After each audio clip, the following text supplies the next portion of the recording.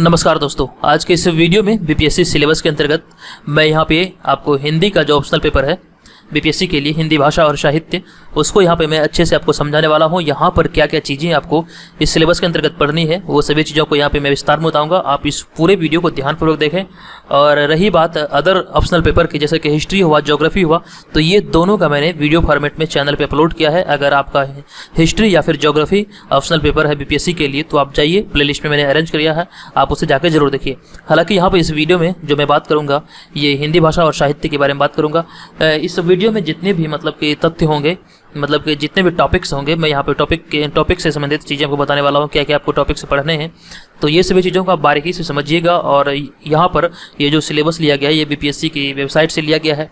तो यहाँ पे जितनी भी चीज़ें मैं बताने वाला हूँ आपको, सभी को आप नोट डाउन कीजिएगा। और आप चाहें तो इस वीडियो के डिस्क्रिप्शन से भी इसका PDF फाइल को डाउनलोड कर सकते हैं और बाद में से इसके अनुरूप आप पढ़ाई को जारी रखेंगे।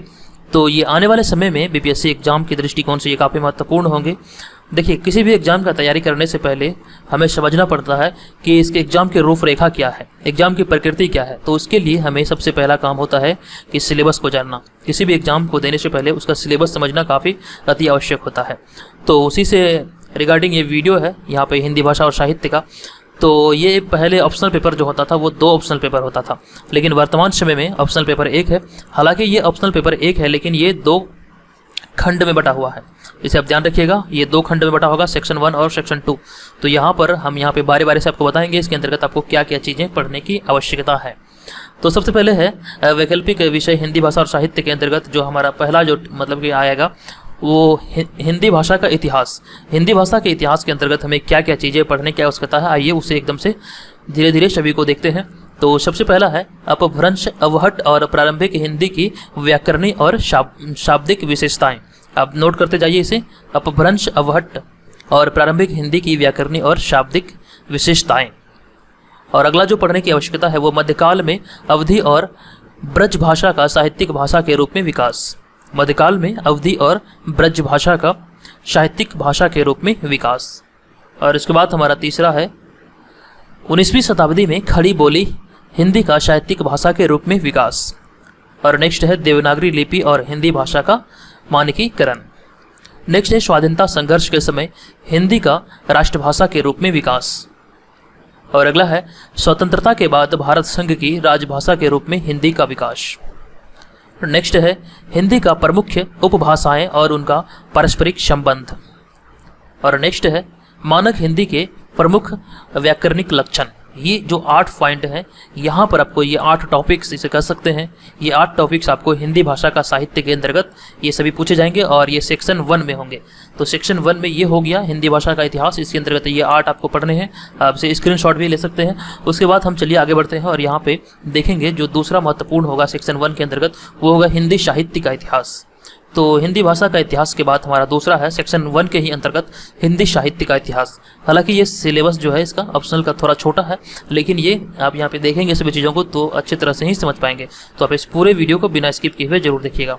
तो हिंदी साहित्य का इतिहास के अंतर्गत जो आपको पूछे जाएंगे यहाँ पर एक एक करके देखते हैं। तो सबसे पहला हिंदी साहित्य का प्रमुख कालों जैसे कि आदिकाल, भक्तिकाल, रीतिकाल, भारतेंदु काल, द्विवेदी काल आदि की प्रमुख प्रवृत्तियों के बारे में यहाँ से पूछा जाएगा।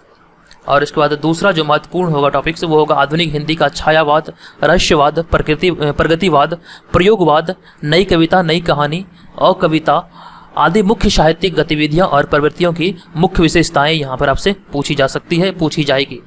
एक बार मैं पुनः आपसे कह दूं कि ये जो सभी जो यहाँ पे लिए गए हैं डाटा इस सिलेबस के अंतर्गत ये सभी बीपीएससी की वेबसाइट से लिया गया है। और यहाँ पे अगला जो महत्वपूर्ण टॉपिक होगा वो आधुनिक हिंदी के उपन्यास और यथार्थवाद का आविर्भाव यहाँ पे आपसे पूछे जाएंगे। नेक्स्ट है हिंदी में रंगशाला और नाटक का संक्षिप्त इतिहास के बारे में यहाँ आपसे पूछा जाएगा। और उसके बाद 5वां है हिंदी में साहित्य समालोचना के सिद्धांत और हिंदी के प्रमुख समालोचक के बारे में यहाँ से पूछा जाएगा। और अगला है हिंदी में साहित्यिक विधाओं का उद्भव और विकास।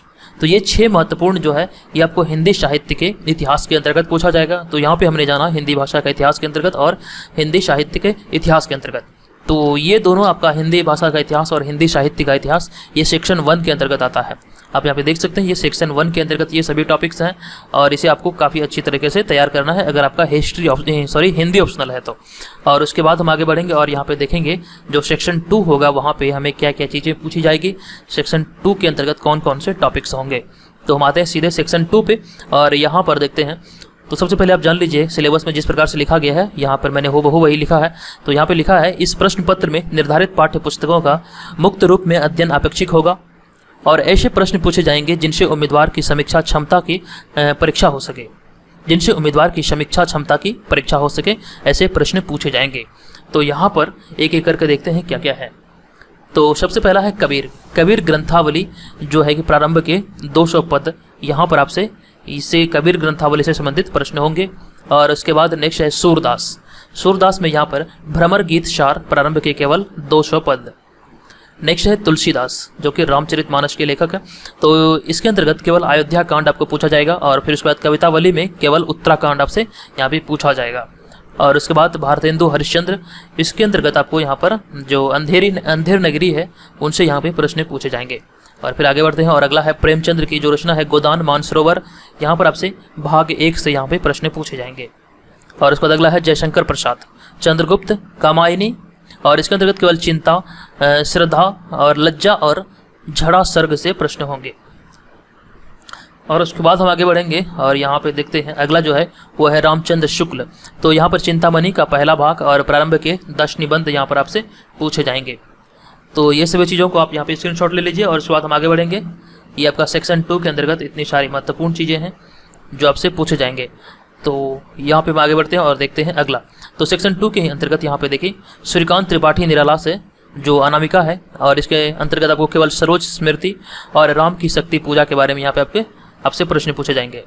और उसके बाद जो अगला है वो SH वात्स्यायन अज्ञे के बारे में। तो इसके अंतर्गत आपको शेखर की एक जीवनी 2 भाग में जो है वो आपसे यहाँ पे पूछी जाएगी। तो और अगला है यहाँ पे गजावन माधव मुक्तिबोध का जो रचना है चांद का मुख टेढ़ा केवल अंधेरे में। तो ये आपसे यहाँ पर पूछे जाएंगे सेक्शन 2 के अंतर्गत। तो यहाँ पर हिंदी ऑप्शनल के अंतर्गत इतनी सारे महत्वपूर्ण टॉपिक्स हैं जो आपसे पूछे जाएंगे। जो मतलब कि मेन तथ्य था मैंने आपको बताया, जो हिंदी भाषा का इतिहास और हिंदी साहित्य का इतिहास। और फिर उसके बाद सेक्शन 2 में यहाँ पर कबीर, सूरदास, तुलसीदास, भारतेंदु हरिश्चंद्र, प्रेमचंद्र, जयशंकर प्रसाद, रामचंद्र शुक्ल, रविकांत त्रिपाठी, ये सबसे मतलब चीज़ें आपसे पूछी जाएंगी।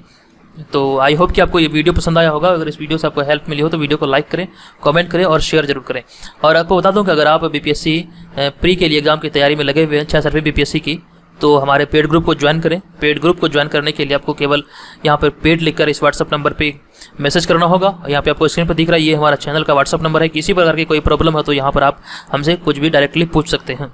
और केवल 49 रुपये पे करके हमारे पेड ग्रुप से जुड़ सकते हैं। और आपको बता दूं कि केवल यहाँ पर जो 66वीं BPSC के एग्जाम की तैयारी में जो आपको PDF प्रोवाइड कराया जाएगा, ये सिर्फ वस्तुनिष्ठ प्रकार के प्रश्न होंगे। ये सिर्फ प्री एग्जाम के लिए है और ये निरंतर 66वीं BPSC एग्जाम तक चलता रहेगा।